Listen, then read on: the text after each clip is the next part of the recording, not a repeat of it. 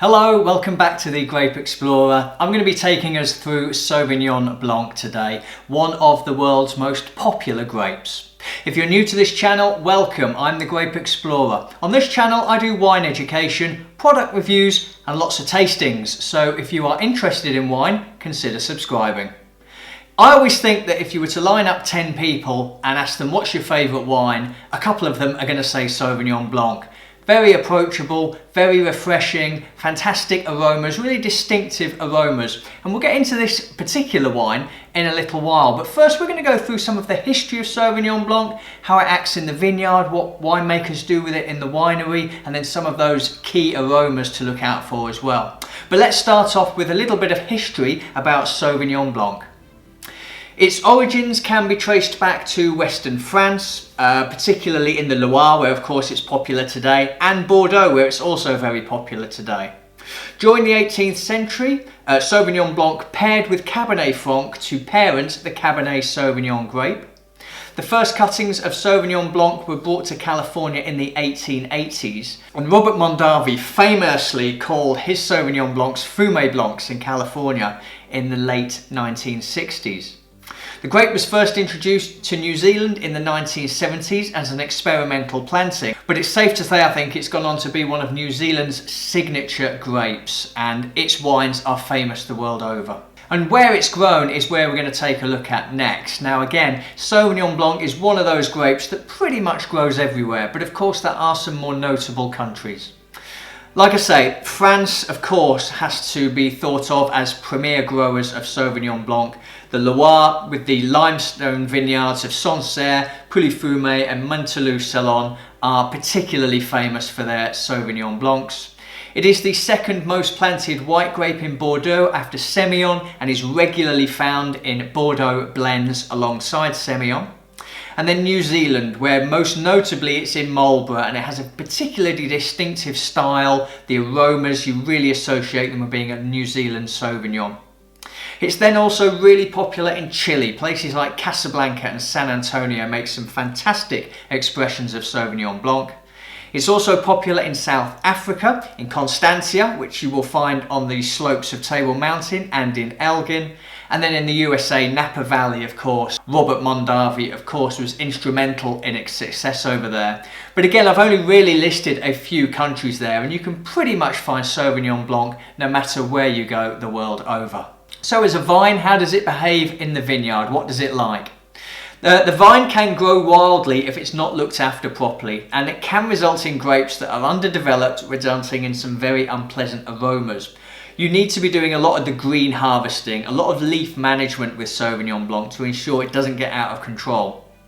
And because it can grow out of control, it's susceptible to things like powdery mildew and black rot as well.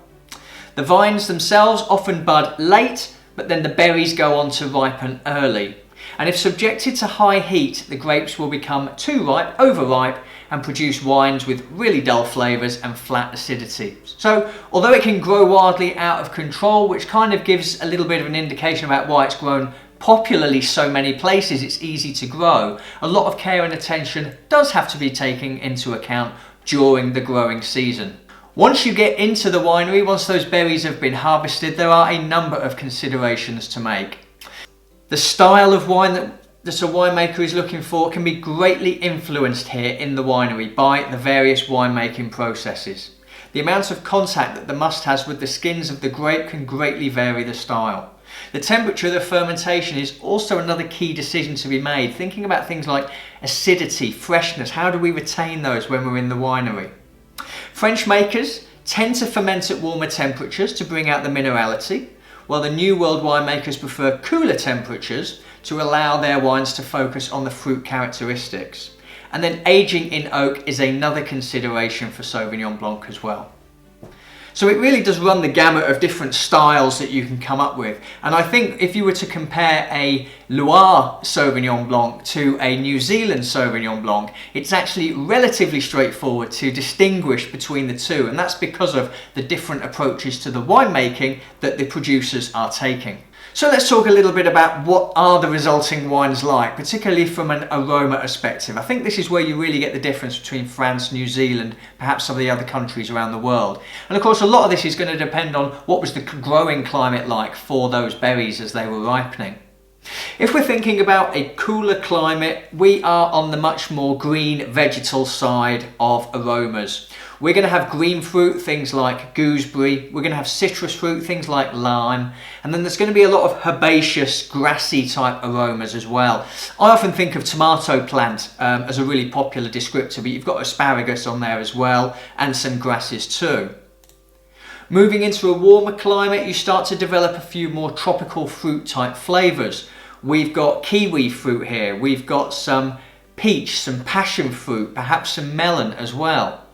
And as I say, with certain producers, they look to use oak as well. And what is it that oak's going to add to your Sauvignon Blanc?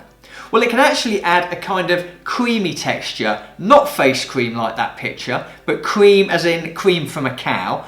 But it's going to sit alongside some of those grassy herbal notes as well to create something really distinctive, really special. The wine that I've gone for today is from Loire. I've gone for a classic French Loire Sauvignon Blanc. This is from Villebois. It's the 2019 vintage, 12% alcohol by volume. And this one absolutely smacks of something that's come from a cooler climate. It's massively green on the aromas. Just try and picture walking into a greenhouse in the middle of summer when the tomato plants are growing. That is exactly what it smells like. It's gooseberry, it's leafy, it's grassy. And those are the really dominant aromas that are coming through. But it also has this incredible freshness to it on the aroma as well, which is absolutely matched on the palate. Things that come out straight away are a bitingly sharp acidity, lip smacking, absolutely lip smacking, punched in the face, wake me up kind of acidity. Really, really fantastic. Incredible length to it as well. You know, I've had a couple of glasses of this one already, which might be why I'm so enthusiastic about it, but it lasts and lasts and lasts for absolutely ages on the palate. The memory of it really lingers. Very light-bodied, very refreshing, low alcohol, you know, 12% alcohol, but I don't get the sense of alcohol at all, even though my behaviour might suggest otherwise. So it's really zippy, really fresh, pronounced aromas, fantastic length, fantastic acidity, very light-bodied, and overall this is exactly what I would want from a Sauvignon Blanc.